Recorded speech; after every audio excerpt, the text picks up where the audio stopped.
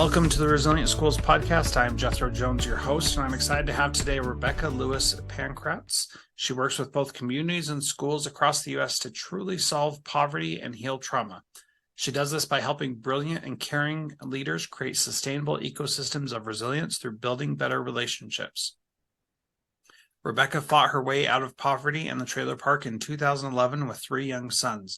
A local poverty resolution project found Rebecca and activated her journey. She later went on to work for that nonprofit and then went on to build multiple projects like it to help more families.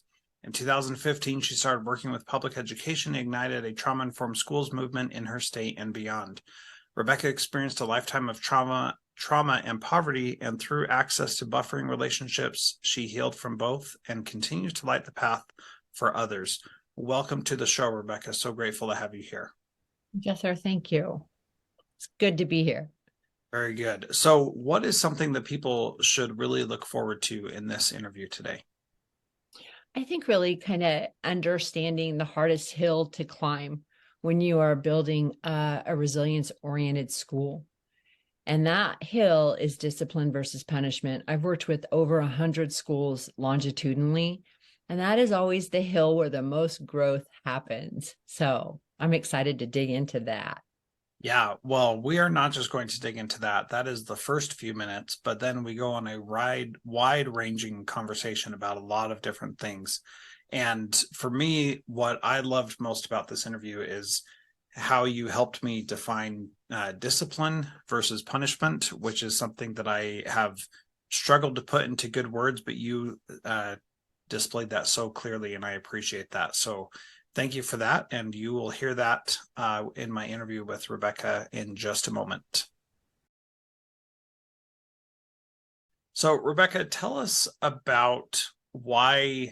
Well, let's start here. Let's start with the difference between discipline and punishment and how we understand those in a resilient school. Oh my goodness, Jethro, that is a really good question, because sometimes those two words have really big meanings for people.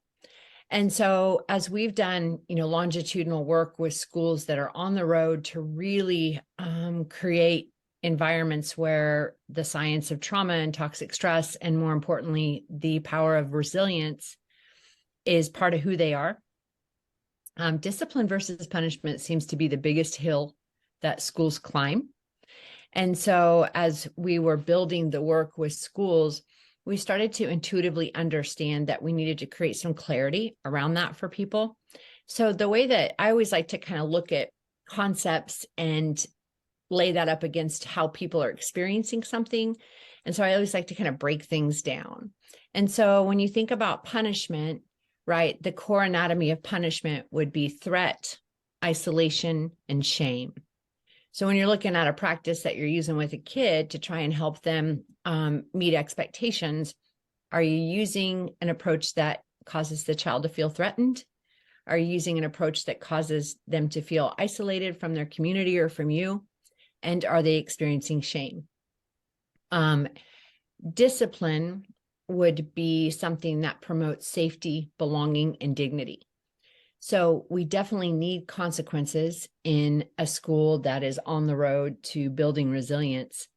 And a lot of times people kind of get hung up on, well, can we do this and can we do that? That's not trauma informed. And I'm like, does it promote safety, belonging, and dignity while still holding the kid accountable? Awesome, right? So that's kind of the way we break it down for people. Yeah.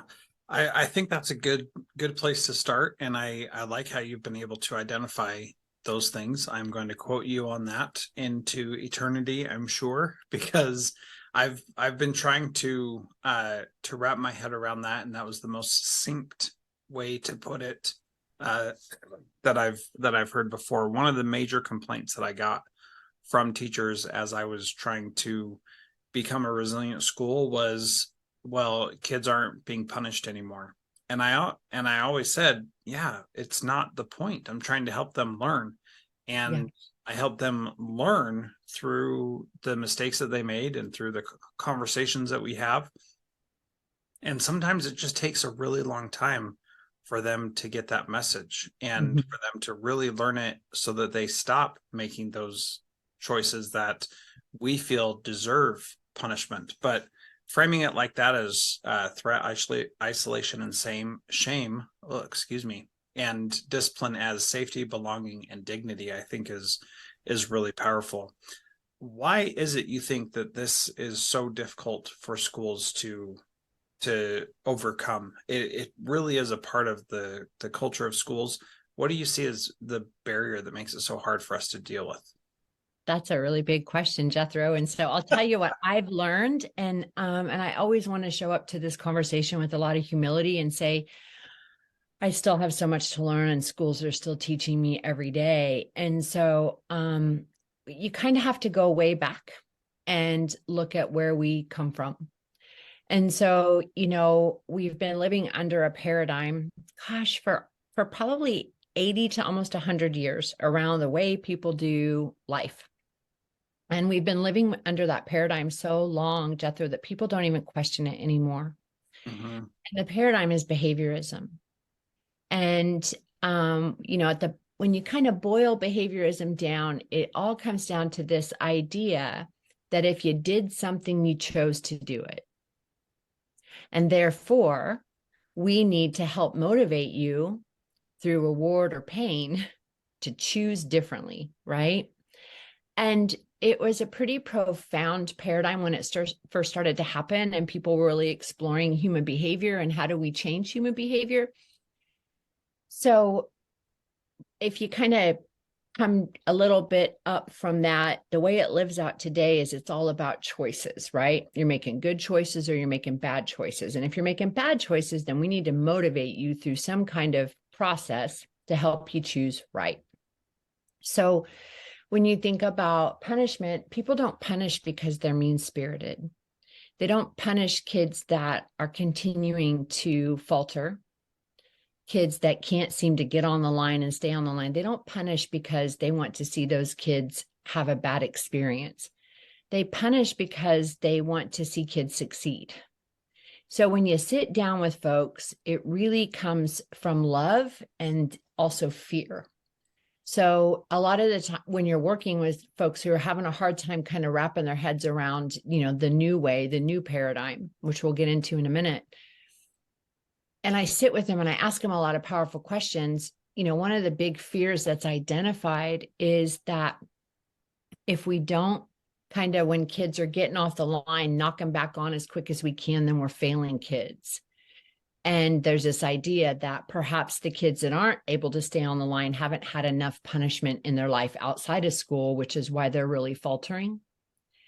And so there's this idea that if we don't get it right now with them, then basically we're just signing them into prison, right? Mm-hmm. So all of that comes from a place of love. And it's really important that when we're showing up to folks who are living under this paradigm, that we have deep honor and deep respect for the belief systems that drive their own response to kids. So I always say that behaviorism is in its twilight. It's about to go to bed, right? But it's still really a part of who we are. And people don't really, until you start to conceptually put it out there, they're not really aware that, oh yeah, that is kind of the belief system that drives a whole lot of this. The other thing is that the new paradigm, and I wish we had something other to call it than trauma-informed, but it's what has stuck, right? We're really talking about the science of the brain, the body, the stress response system, and attachment. And so the new paradigm says, hey, you are choosing when you're in, the prefrontal cortex of your brain, where you're making decisions, when you're regulated, and the top of your brain is mission control, and it's telling you, maybe I should do that, or maybe I shouldn't. And you're really thinking through the way you show up to something. Great. But we know there's two other parts of our brain, right? And to not use old fancy neuroscience terms, but to just say we've got an emotional or a relational brain, and we've got a survival brain. And when we get into our emotional brain or our survival brain, our thinking brain kind of goes offline, and a whole lot of other things start to happen. And so, I always ask folks when I'm working with schools, I'm like, do I have any parents in the audience? And yes, lots of parents. I'm like, how many of you have woke up in the morning and opened your eyes, and the first thing you thought about was, I can't wait to make my kid feel slow, stupid, and weak today? And of course, everybody in the audience is like, no, I've never thought that. Nobody's ever woke up and thought that, right? And I'm like, but how many of you have gone to bed at night and laid down and thought, I blew it today? And I'm like, what happened in between the time you got up and the time you went to bed? Did you choose?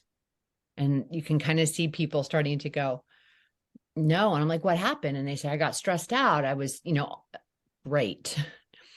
So at some point in most all of our days, especially when it has to do with the busyness of life and trying to help kids grow up in school or outside of school, the adults, we make mistakes, and we're not actively choosing to make those mistakes. We know when we've done it, something happened and we got kind of hijacked, right? So it really isn't all about choices. The other thing that I help kind of people think through is, if we get off this podcast today, Jethro, and I leave here and I get a phone call that one of my kids is really, really hurt, and my thinking brain goes offline and I rear end the person in front of me.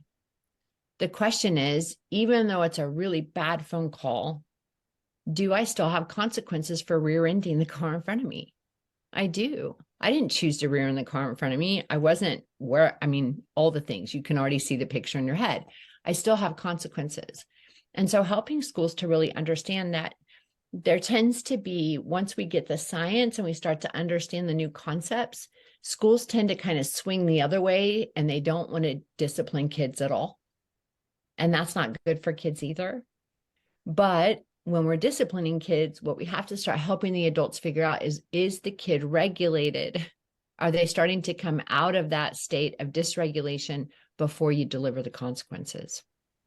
Yeah. Well, and Rebecca, this brings up an interesting idea about when the consequences happen, what the consequences are that are worthwhile and not. And so as an example, I had a student who was always getting in trouble, always causing problems, always around whatever problems were there. And he was always to blame for everything, mostly because he was a big black kid and he stuck out like a sore thumb, and he was always involved in stuff. And so I worked with him all year long. It was his 8th grade year, my first year at the school, and he just could not understand what we were trying to do.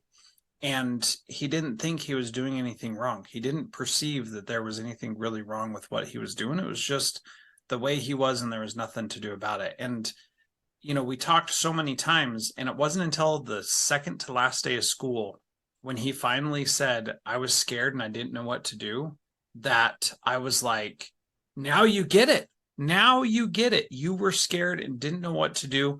That is all I needed to hear you say ever, because now we have like a little foothold, a little something we can work with.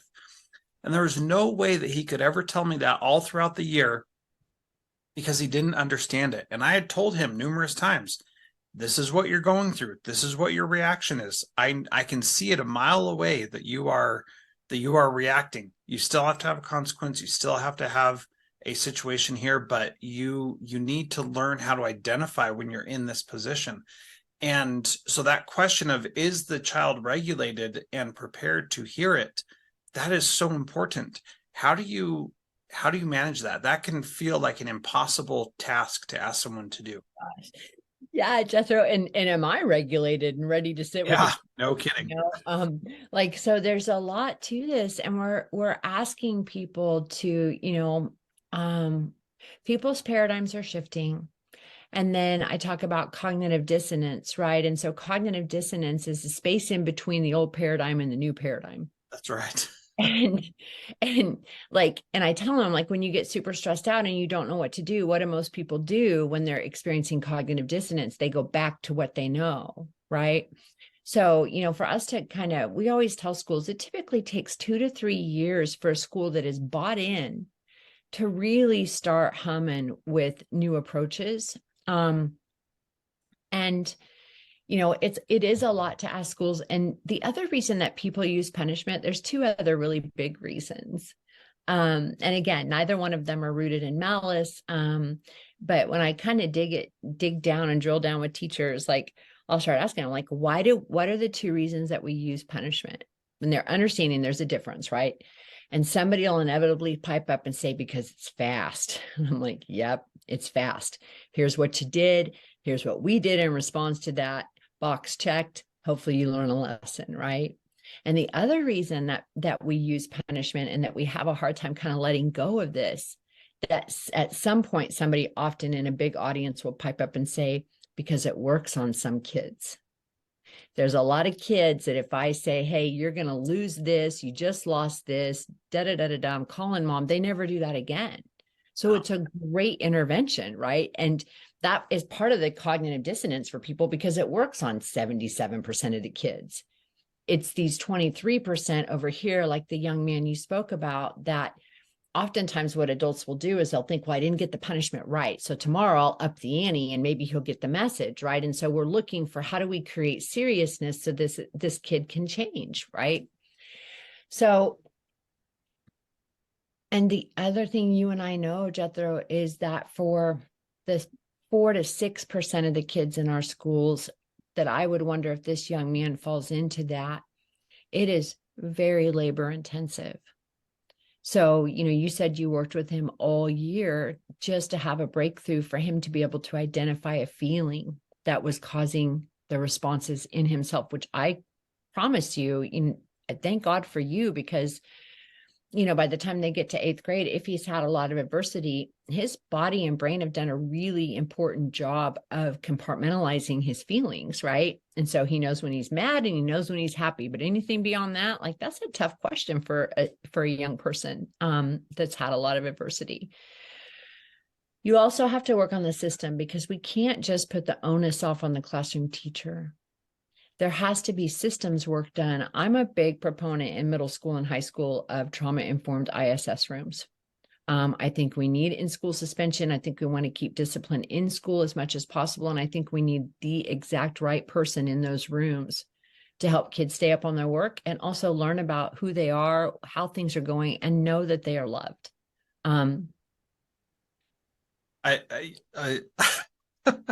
So I recently interviewed Jonathan Cranford about his book making, I can't remember what it's called now, but it's something about how the art of in-school suspension. That's what it is. I knew it had come to me. And he, the whole time he was talking, I don't know if he even recognized this, and we didn't talk about it like this, but the reality is that he's using a trauma-informed approach to in-school suspension. And I also don't like that phrasing. That's why this podcast is called the Resilient Schools Podcast, not the Trauma-Informed, because I think that as we are starting this new paradigm, we're experiencing this different way of looking at things, and having a negative focused thing like a trauma-informed approach is not going to be helpful in the long run. Partially because, I'm sorry, I'm getting off on a tangent. You just go, Jethro, because maybe you're going to be the one that shifts us over to where everybody knows what resilience oriented is. Well, that is part of my hope in doing this, is that can happen. But going back to that trauma-informed ISS room, the idea is that if the ISS is an extension of punishment, it's a totally different feeling than if it's an extension of discipline. Yep. And so I think about G.K. Cunningham, who was a lieutenant colonel in the Marines when I was a kid, who taught me what discipline was in a very positive, healthy way. But it also involved what felt like at the time punishment, but I realized was not. I was feeling threat and isolation because I wanted to be perfect and thought that's what I needed to be. And I was putting those feelings on myself while he was trying to teach me how to be the kind of man that I knew he knew that I could become.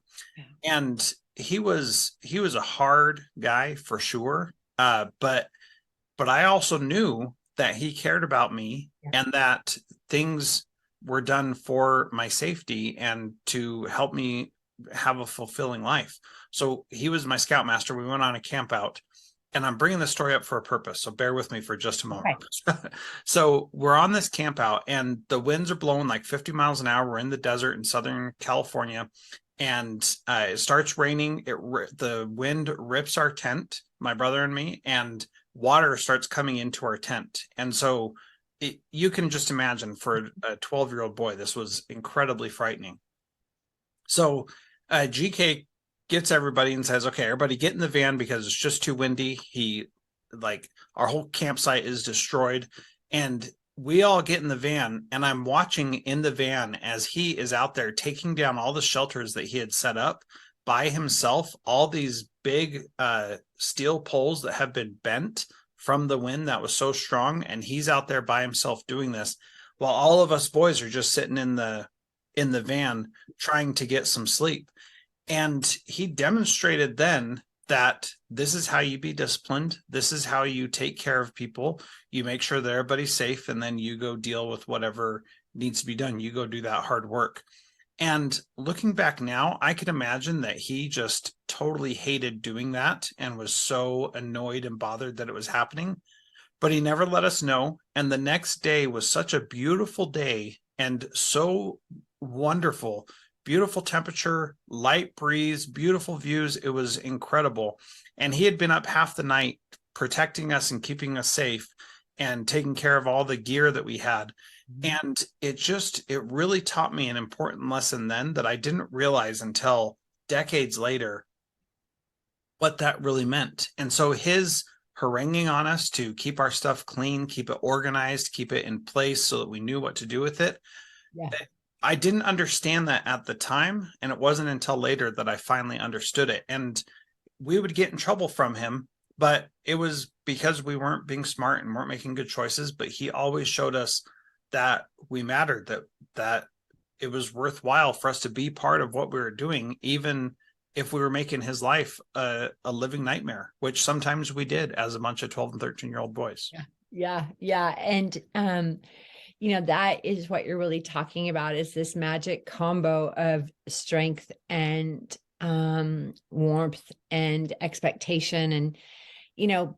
And understanding, Jethro, that all the boys that he got to be a part of your lives were all learning and growing at different rates. And you all had unique challenges, right? And just like running a school. And so I think that, discipline is probably one of the most critical components to helping kids grow and be successful, especially if they've had a lot of unbuffered adversity, right? And, when you think about resilience, resilience comes from science. I think there's been a lot of buzzword to resilience and a lot of different, I want to be really kind when I say this. There's a lot of different, I guess, SEL kind of organizations that seem to slap that word on there, but they're using it more as a label and a way to measure kids, instead of understanding that resilience is something that's built internally from external factors, the external factors being people and environment, right? And so, your Scoutmaster, he was building your resilience. And it wasn't always comfortable, and you didn't always like it. And sometimes you had funky thoughts about it, him, yourself, the whole thing. But looking back, you're like, that guy right there, everything's different because of him. And that is that one person that changes an entire life course, right? And hopefully we have more than one person when we're growing up, right? Hopefully there's multiple people. But for some kids that come to our school, you might be it. Yeah, it makes me think of, you talk about people learning at different rates, and that is something that we also, it ties into this, because it's not just about learning academically. It's not just about learning the book stuff. It's learning how to be a human, that we're learning at different rates. And my daughter with Down syndrome is learning how to be a human at a different rate in a different way than my neurotypical children. And what is really fascinating to me is that my other children are getting a much different experience because they have a sibling with Down syndrome that not everybody has the experience of living with. And so those things that we often see as challenges are sometimes really the thing that makes it possible for us to be resilient, that we didn't even understand before. And part of my frustration with our system is that we see kids who don't behave well in school as a negative, not as there's something that they could teach us as well. And especially in the things that they've experienced. What's your take on that, Rebecca?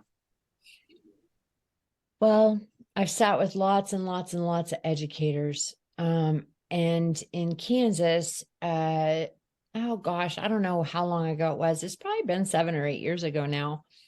We closed a lot of, I guess you call them institutions, but for kids. So, gosh, there's a better terminology for it than institution, but there are many of our placements just ended, like with the Senate bill, they just kind of ended. And, you know, I think that I want to be really life-giving to the fact that in Kansas, I don't know what it's like in other places, we have a lot of violent kindergartners, violent first graders, violent second graders. I mean, we have staff that are getting hit and bit and kicked on a daily basis, and there's nowhere else for the kids. And going back to the system, and what's frustrating about it is that we really are doing so much more than educating kids. And I think we've always known that as educators, like it's about so much more than the academics, and it's about helping kids figure out where they need to grow and what they're good at, and hopefully getting passionate and starting to build a way forward after they leave us. But now we're throwing in this dynamic of lack of resilience in our neighborhoods, lack of resilience as far as resources in many of the families that are where our kids come from. And so we have a lot of very stressed out educators, and oftentimes we don't have enough humans in the building to really help some of the kids that need us the most. So you end up with overwhelmed people that feel like they're failing daily as they're trying to, figure out, how do we get Johnny what Johnny needs, and how do we take care of all the other kids because Johnny's so intensive. So it's really complicated. And in the beginning, when I work with schools, you kind of have this sense of, how do we get Johnny out of here? Right? They're not necessarily saying that, right? But sometimes they're like, we have no idea, right, what we're supposed to do. And then we start to shift, and people start to reimagine systems and possibilities. And it starts to get a lot better, and people start to be a lot more empathetic, compassionate, nurturing. But it's still hard, Jethro. Like, I still don't feel like we equip schools to actually do the mission that we're asking them to do with each child.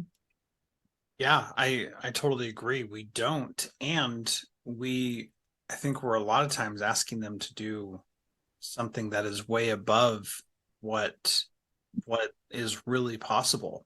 And we, in my mind, we have to start bringing in additional resources and people to help make that happen. So I'm starting my doctoral work here in a couple months, and one of the things that I want to do is create some sort of character building, character education type of thing for students in a school that is supported from kindergarten through 12th grade, and involves making sure that kids have mentors and webs of support in their life. And that you can't just say, like, for almost every kid, they have their parents or caregivers, and they have their teacher at school, and those are the adults in their life. Some kids are blessed or fortunate and have aunts and uncles who can be added to that list. Some have church or other groups that they can have that association with. Some have boys and girls clubs and other things where they can have some of those associations. But really, I believe that every single kid needs 5 adults that they can go to and have a connection with that is not transactional, right? Like, your teacher has to listen to you because they're your teacher. And we need to find ways to help kids have other positive adult role models that are that are done in a safe, healthy way that doesn't expose them to further abuse and neglect or anything like that, but that they can go to someone. And having this guy GK in my life was one of those things that made a huge impact on me. There were a bunch of other boys in this group, but that doesn't mean that he impacted them in the same way.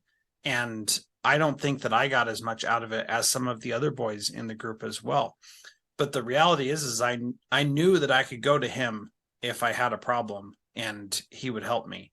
And at a basic level, that is incredibly powerful. And I knew that he would help me not just because he was my scoutmaster, but because he really cared about me as an individual. I feel so fortunate that I had that, Rebecca, when I was young, that I could go to many different people and have that. And that's part of a systemic shift that we need to make to enable those kinds of things. What's your thought on that?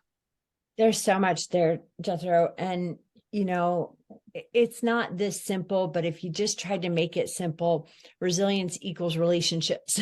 Yeah, that's right. I mean, and so there's so much there. And it's really hard when you have lawmakers, school finance, stakeholders, businesses, parents that all have these competing, they're just really loud about the achievement part. And so I feel like a lot of times our educators kind of get pinned in against this. We got to get our test scores up. We got to get all these things up, and then seeing the little people in front of them or the teenage people in front of them that are just buried under the burden of life. And so when you talk about having these access to safe, supportive, available adults, that's the key. And if you think about, I'm old now, but when I was a kid, we'd all play outside all the time. And sometimes I'd leave early in the morning and I wouldn't come home till, supper time or almost dark. But there were these signs that hung in certain windows of certain houses. Do you remember what those signs were, Jethro? The neighborhood watch signs? Yes, it's a block mother, or, yes, there were these signs, right? And you knew if I skin my knee or I need a drink or something's going on, I just got to see one of those bright orange signs and get to that front door, and that mom will help me, right? The tricky part now is we have, it almost requires both parents to work. I mean, like, that's just the general rule of society in American life today. And we don't live near our families the same way we used to, right? It's to have aunts and uncles and cousins, right, in your own town is unusual. And then, kids that have access to church, to youth groups, to scoutmasters, to coaches, like, that is part of the puzzle. And then you watch kiddos and families who are pretty isolated. And a lot of times they're isolated because of poverty. And, the other thing that I get to do is build poverty projects where we're really bringing parents into a process where we are wrapping support around the parents and bringing these safe, supportive adults around the family.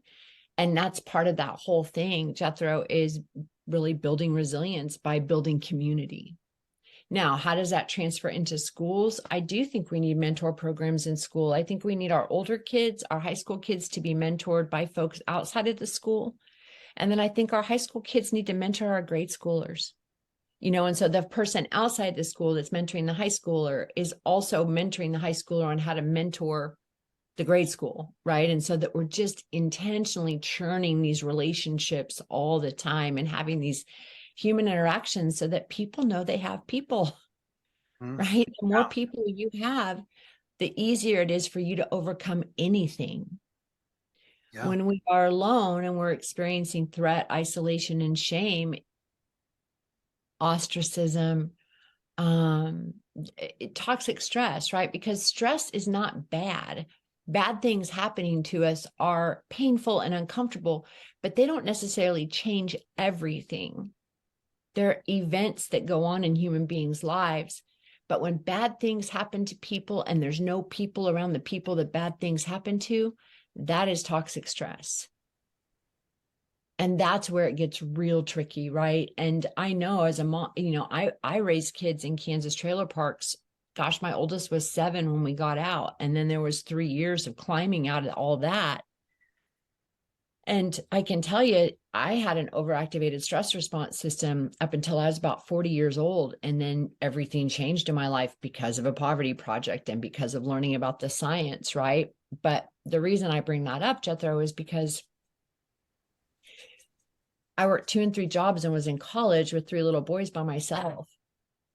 And when I would go home at night and my kids, I'd get them from the babysitter and all they want is mommy, right?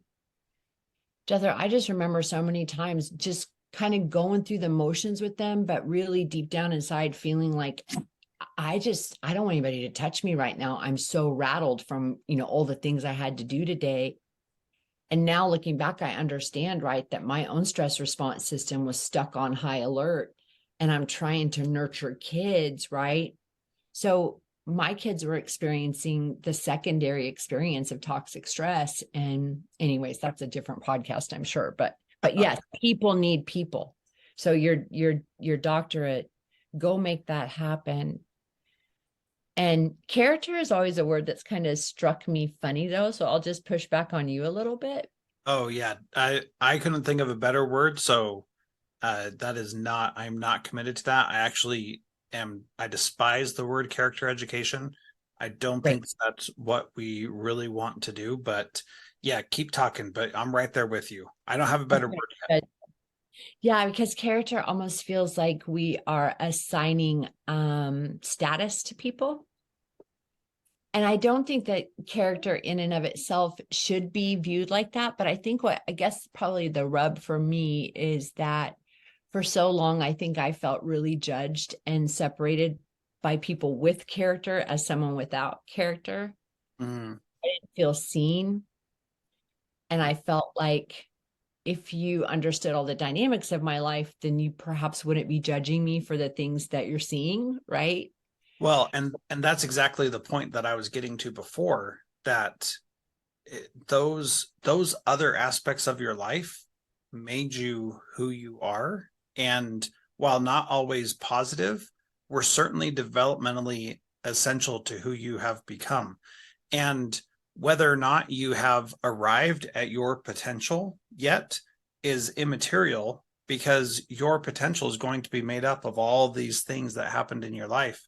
And your potential is unique to you, just as everybody else's is. And so that's where, like, it's not really character specifically, because there's so much more to it than that. It's not academics, because there's so much more to it than that. And so it's a conglomeration of many different things that I personally don't have a word for just yet. You said something pretty powerful right there. I did. I should record that. You said unique to you. Yeah. Right? Which is really what we're talking about. Oh. Unique to you. And then, you have to find a way to wrap around the us, right? When you're bringing in these, but really that's what we want to help our young people identify and experience is what makes the world lucky to have you in it. Because we can see it, but can you find it? And then having those champions that just really like you. Yeah. Now, whether they're kind of Mr. Rogers or General Patton in the way they show up to your life, doesn't matter. That's another interesting thing when I do training on resilience and using the brain and the body science. And I always ask teachers, I had these 2 high school teachers that really impacted me. And I dropped out of high school on my 16th birthday. I lit that building on fire. I was one of those kids, right? But there was these 2 teachers that I'd skip school and go come to school and go to that one's class, go skip the next couple hours, come back to school and go to the other one's class. And one guy was a coach and a creative writing teacher in the English department chair. And he was a warm and fuzzy guy that just loved kids and saw kids. And he always had a toupee that was flopped over on the wrong side, right? Super nurturer. Freshman year, he knew I was already out on my own and he knew I was walking from across town and I'd get to first hour and have a cup of coffee on my desk. Nobody else's, just mine, right? I didn't drink the coffee. I was a kid, but I was cold and he knew, right? And so then there was my art teacher, Miss Liljegren, and she was not a warm and fuzzy woman. very stoic, big, beautiful eyes like an owl, salt and pepper gray hair. And if she just looked at you, right, you just knew, right? But she saw me and made a connection with me too. Warm and fuzzy, stoic and reserved. Two very different teachers that understood how to get a tough kid to achieve. And I always tell people, when you're coming to this work and you're understanding the brain, the body, the stress response system, and how to really help kids build their resilience, you don't have to be anybody different than who you are right now. Exactly. I just want to intervene here a second and say, when I was working with students and they would complain about a teacher being strict, I would never excuse that teacher or condemn that teacher. And I would say, that's what works for them. And that's what they're good at. And so what can you learn from that? Yeah. And as I coach principals and teachers now, the same kind of thing applies.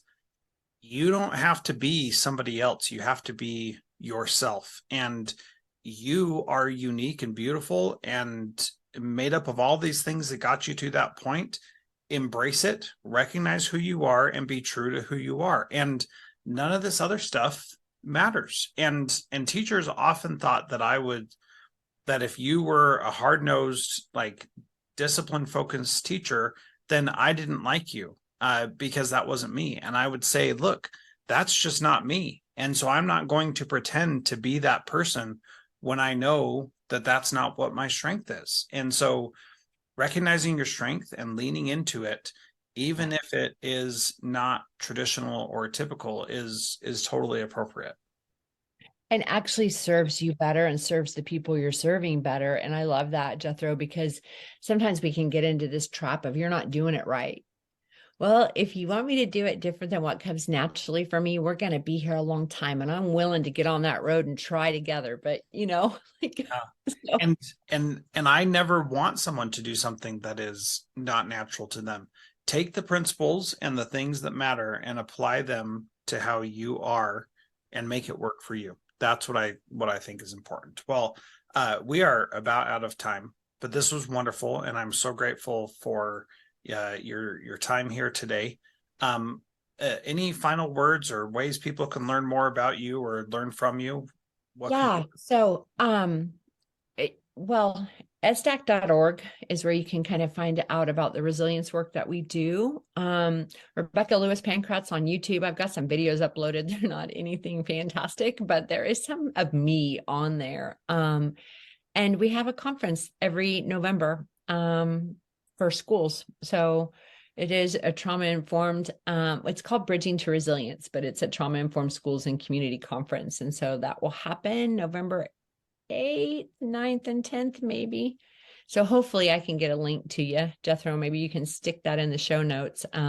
We went to a different venue this year. We're not using a hotel, so we got the cost way down for people. So hopefully we can get all kinds of folks that otherwise might not normally be able to come. Yeah, very good.